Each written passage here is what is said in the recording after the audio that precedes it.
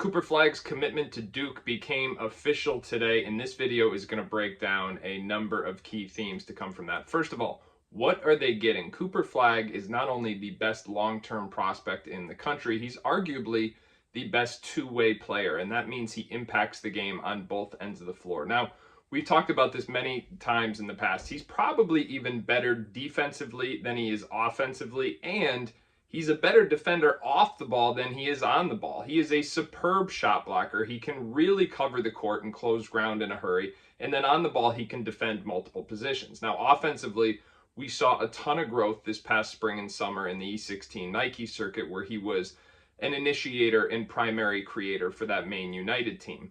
We saw the escalation of his ability to create his own shot, and even more than that, the ability to create for other people. He almost operated like a point forward of sorts, and that is a role that we could see him play at an increasingly frequent level moving forward. Now, he's also a very unselfish player. In fact, you watch him play with Montverde, he does not force the action. He plays within the flow of the game, and he generally makes the right play at the right time. So this is someone who's capable of impacting winning in any number of different ways, which leads to our second point. How does he fit at Duke? Well, he's going to be an ideal building block for Jon Scheyer in a year where he might be remaking his entire starting five. Cooper Flagg's a guy who can come in, not only play multiple positions, certainly the 4 and the 3, but maybe even operate as a point forward type. The reason why this is important for Duke is because you could be looking at a scenario where they don't have a pure point guard in their roster. If Jared McCain and Caleb Foster come back, you could see a multiple guard or multiple ball handler, multiple initiator type system where Flagg shares the creating responsibilities with those two players. Everybody kind of having their own opportunity to initiate offense depending on the matchups. Again, defensively, he's going to provide immediate value because he's going to be switchable.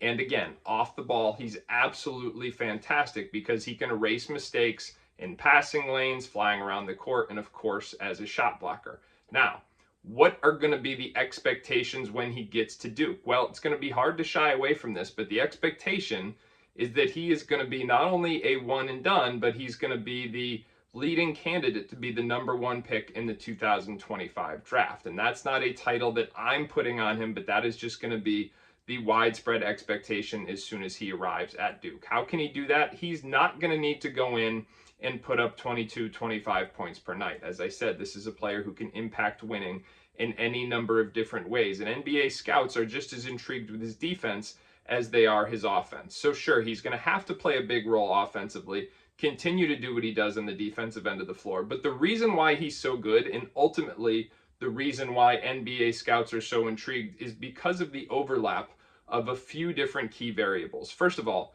he's got incredible timing and instincts. We talk about basketball IQ and just kind of your acumen for the game. Cooper doesn't think the game at a high level, he reacts to the game at a high level, while others are thinking he's reacting. And that's a hard thing to articulate, but it's something that he does just instinctively, so he's usually a step ahead. He's also a pretty quick athlete. Not a lot of people talk about his athletic burst, but he gets off the ground pretty quickly, and again, he can really cover the court and do so in a short period of time on both ends of the floor. Last thing, which is really important, is he is incredibly competitive with this killer instinct type mentality. That's a big part of his identity as a player, and part of the reason why he's going to be both an immediate impact player in college and the early favorite to be the top overall pick in the 2025 NBA draft.